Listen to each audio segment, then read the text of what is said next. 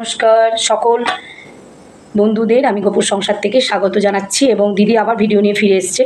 একটা ঘটনা তোমাদেরকে আমি বলবো, জানি না তোমাদের ভালো লাগবে কি না, আশা করি ভালো লাগবে।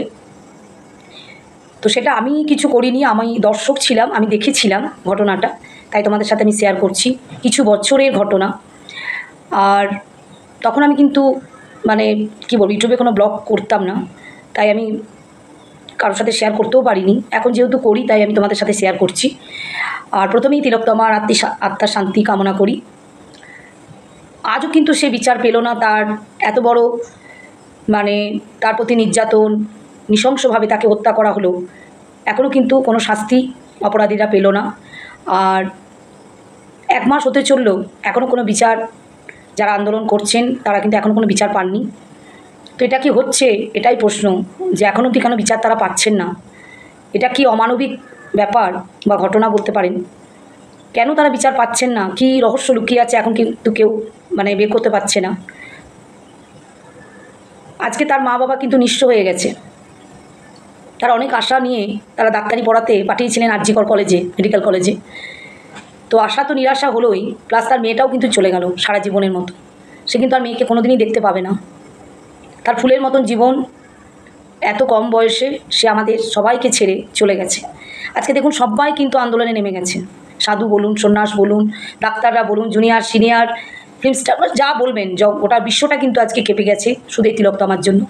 তো সত্যি তিলোত্তমার হয়তো ভাই বোন নেই, কিন্তু তার পাশে হাজার হাজার ভাই বোন তার পাশে কিন্তু দাঁড়িয়েছে এবং তার মা বাবার পাশে দাঁড়িয়েছে। তো সত্যি এগুলো কি বলবো, তাদেরকে আমি কুর্নিশ জানাই। এবং তারা এখনও অবধি আন্দোলন চালিয়ে যাচ্ছেন। শুধু একটাই তাদের কথা, উই ওয়ান্ট জাস্টিস। তো সত্যি কবে জাস্টিস পাবেন তারা, সেটাই একটা প্রশ্ন।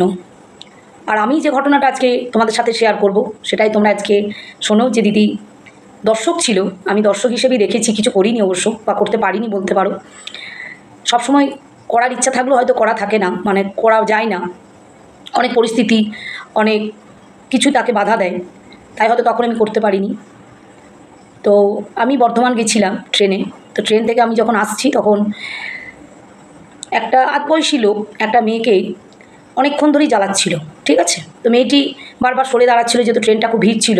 আমরা সিটে আমরা বসেছিলাম, সবাই তো আর সিট পায় না, উঠলেই সিট পাবে না, অনেকেই দাঁড়িয়েও যান। তো মেয়েটি কম বয়সী মেয়ে, তো মেয়েটির সাহস দেখে আমি অবাক হয়ে গেছিলাম। তো সেই মেয়েটি কিন্তু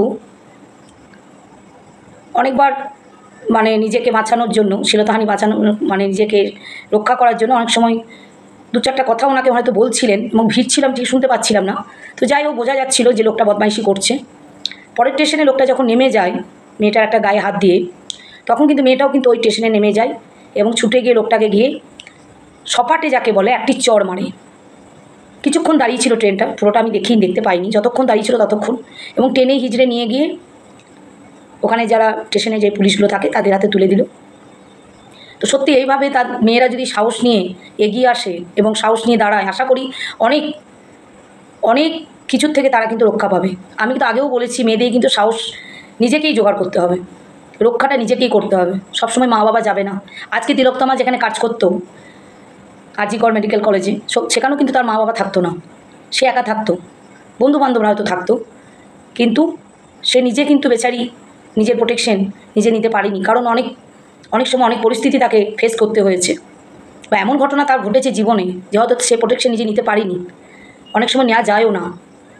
তো সেই মেয়েটিকে দেখে আমার চোখ দিয়ে জল এসেছিল, যে সত্যি মেয়েটার সাহস দেখে আমি অবাক হয়ে গেছিলাম। যে ওই স্টেশনে কিন্তু ও নেমে গেল ওই লোকটার সাথে সাথে, এবং লোকটাকে প্রচণ্ড একটা সপাটে একটা চড় মারলো গালে। তো আমি ওখানেই মনে হচ্ছিলো সবাই মিলে যদি একটা হাততালি দেওয়া যেত তাহলে সত্যি খুব ভালো হতো। তারপর তো ট্রেনটা ছেড়ে দিল, আর আমি সবটা দেখতে পাইনি, কারণ আমি তো আগেই বললাম আমি দর্শক ছিলাম, আমি কিছু করতেও পারিনি। তো এইভাবে মেয়েরা যদি রুখে দাঁড়ায় সমাজে, তাহলে কিন্তু অপরাধীরা অনেক ক্ষেত্রে তারাও কিন্তু সরে দাঁড়াবে। আজকে এটা জঘন্যতম একটা কাজ সর্বত্র হচ্ছে, এমনকি বাচ্চা মেয়েগুলোকে পর্যন্ত আধবয়সী লোকগুলোও ছাড়ছে না। তো তাদের কি হবে, তাদের কীরকম তাদের শাস্তি হওয়া উচিত, আপনারা কি বলেন? বাবার বয়সী, দাদুর বয়সী, জেঠুর বয়সী, কাকুর বয়সী, এরা পর্যন্ত বাচ্চা মেয়েগুলোকেও ধর্ষণ করছে। নিম্নতম ঘৃণ্যতম একটা কাজ, হয়তো জানাওয়াটা করে কিনা জানি না। তো আজকে এই সুবিচারটা যদি না পাই তো সত্যি পরবর্তীকালে আরও তিলোত্তমা কী হবে এখন আমি বলতে পারছি না। তবে ঈশ্বরকে ডাকি, ঈশ্বরের কাছে আমি পে করছি যাতে তিলোত্তমার সুবিচার যেন সে পায় এবং তার মা বাবাও যেন পায়। এখন অবধি এত মানে কি বলবো, কোর্টে বিচার চলছে, এখন অবধি তার বিচার হলো না। কিন্তু অদ্ভুত লাগছে যে এত ভাই বোন বন্ধুরা বা সবাই কিন্তু হালও ছাড়েনি, তারাও কিন্তু এই আন্দোলন চালিয়ে যাচ্ছে, এটাই দেখবার।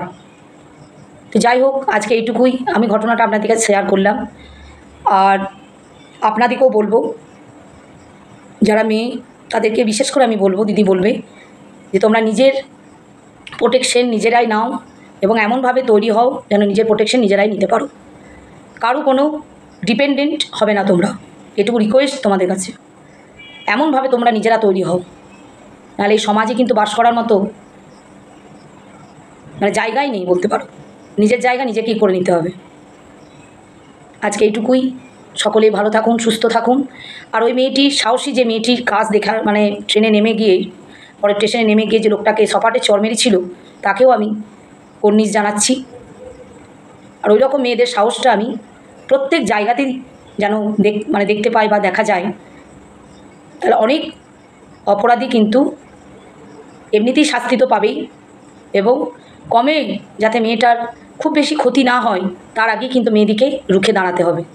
এইটুকু বলেই আজকে আমি এই ভিডিও শেষ করছি। সকলেই ভালো থাকো, সুস্থ থাকো, পুজো তোমাদের ভালো কাটুক। আশা করি ভালো কাটবে না, যেহেতু এবারে তো বুঝতেই পারছো প্রত্যেকেরই মন মেজাজ ভালো নেই, যেহেতু আজকে আমাদের অভয়া বা তিলোত্তমা চলে গেছে সবার কাছ থেকে। তবুও বলবো তোমাদের পুজো ভালো কাটুক। আজকে এইটুকুই, টাটা, ভালো থাকো, সুস্থ থাকো।